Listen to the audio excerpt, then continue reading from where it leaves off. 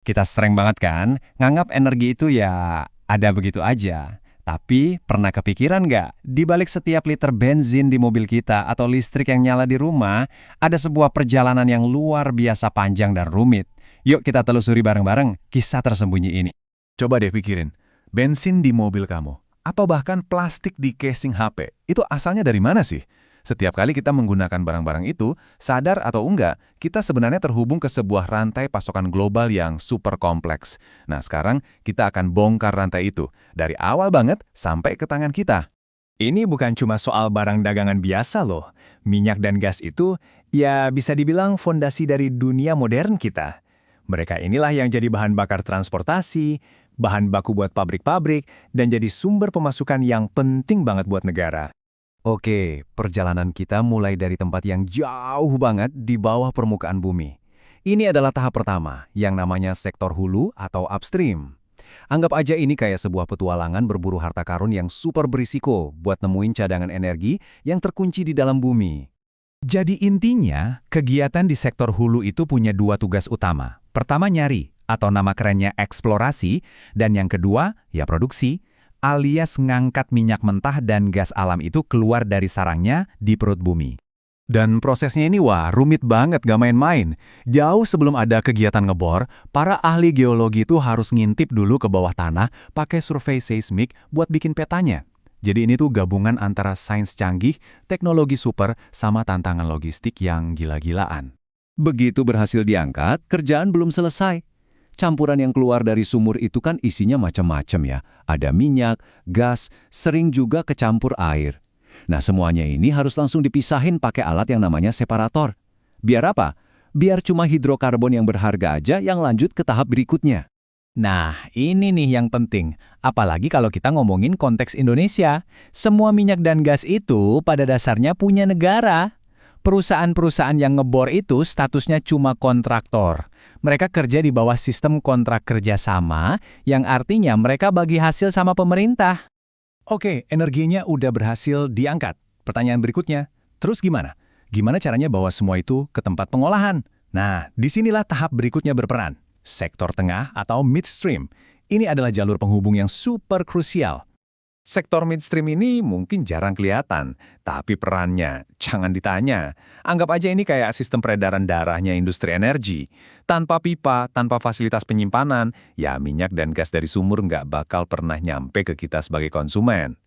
Khusus buat gas alam, prosesnya itu rapi banget. Pertama, gas dari ribuan sumur dikumpulin, terus dicuci buat ngilangin kotoran-kotorannya. Setelah itu, cairan lain yang juga berharga, kayak propana, dipisahin.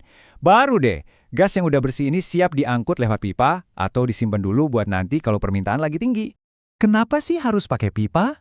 Simple, karena ini cara paling efisien dan paling aman buat mindahin energi dalam jumlah raksasa, apalagi buat jarak yang jauh banget. Pipa-pipa ini tuh ibaratnya jalan tol super panjang buat energi. Biar kebayang segede apa, coba lihat deh pipa Keystone. Panjangnya itu lebih dari 4.000 km. Itu baru satu sistem pipa loh.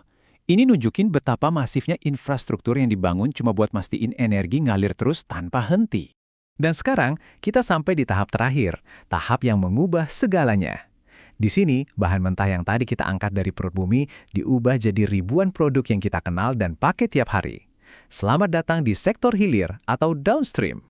Nah, disinilah sihirnya terjadi. Sektor hilir ini ngambil minyak mentah dan gas, terus diolah jadi, ya ampun banyak banget, bensin, solar, aftur, plastik, obat-obatan, cat, daftarnya panjang sekali. Ini adalah jembatan terakhir antara sumber daya alam dan kita sebagai konsumen.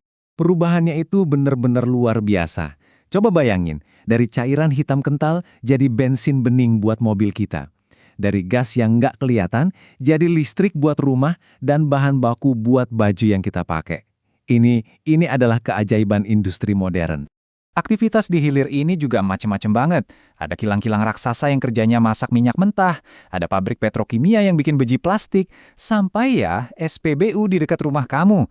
Itu semua adalah bagian dari tahap akhir perjalanan ini. Jadi penting buat diingat ya, ketiga tahap ini, hulu, tengah, dan hilir, itu bukan bagian yang kerja sendiri-sendiri. Mereka ini satu sistem utuh yang saling nyambung dan saling butuh satu sama lain.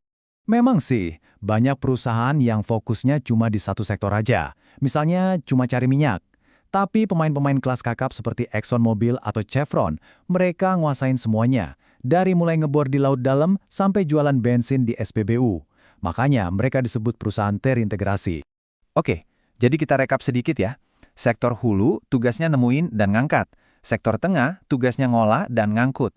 Dan sektor hilir tugasnya nyuling dan ngejual. 3 peran yang berbeda tapi tujuannya satu, ngantrin energi ke kita semua. Makanya, lain kali pas kamu lagi nyalain kompor gas atau isi bensin mobil, coba ingat deh, di balik itu semua, ada perjalanan yang super kompleks. Ada gabungan sains, rekayasa, dan logistik yang kerja non-stop di belakang layar.